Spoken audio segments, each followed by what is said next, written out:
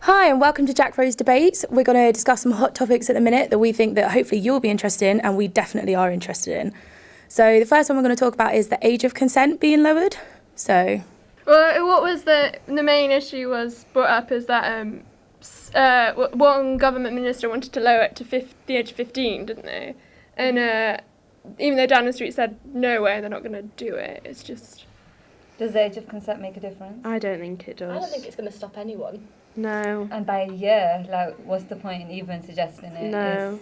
I think it's important to monitor it, because if you have no age of consent, then how are you going to determine if someone was raped and they were underage, or even when it comes to like children, who's a child? Can a child have sex? No.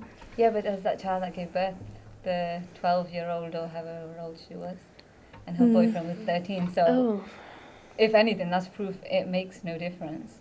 It's a 1 in a million though, isn't it? It's not like that happens like often, especially, well, in some countries it's probably more often, but maybe not here. Maybe it's not like something in Britain that we would consider lowering it, because it's so important that we don't have children having children. Do stuff under that age. A lot of children rebel against anything that's put in place anyway. You go to school, you're not going to listen to the teacher. You're not going to know the law. Yeah. You're not going to listen to it.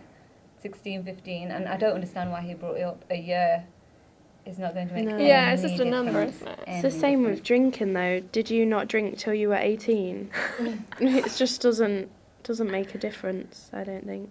Yeah, I feel like that minister maybe should have been like, we need more sex education in schools. Yeah. We need like more... It's maybe, sensible. as we were saying, like maybe it's more important that the parents are taught things, because as a child, like as you said, you're going to do what you want anyway. Yeah. But maybe it'd be more important to talk to the parents for them to guide their children and to know what they're doing.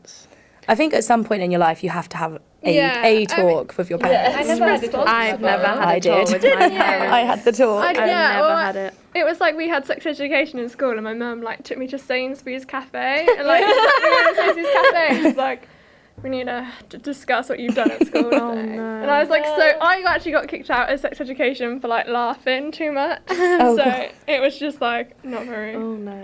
I had the awkward like on the sofa chat, and my dad was told to like go and do something in the shed while my mum spoke to me. That's how I went. She was like, Paul, go out, I'm going to speak to Sophie. And obviously I was like, oh God, I'm in trouble. But no, it was the talk. Okay guys, that's about it for whether consent is low enough. Hopefully you'll leave some feedback and some comments telling us what you think and what age you think people should be given consent for by the government. But next week we're going to be talking about online dating and whether you'd do it, whether we'd do it, and whether we think it's a good way to start a relationship.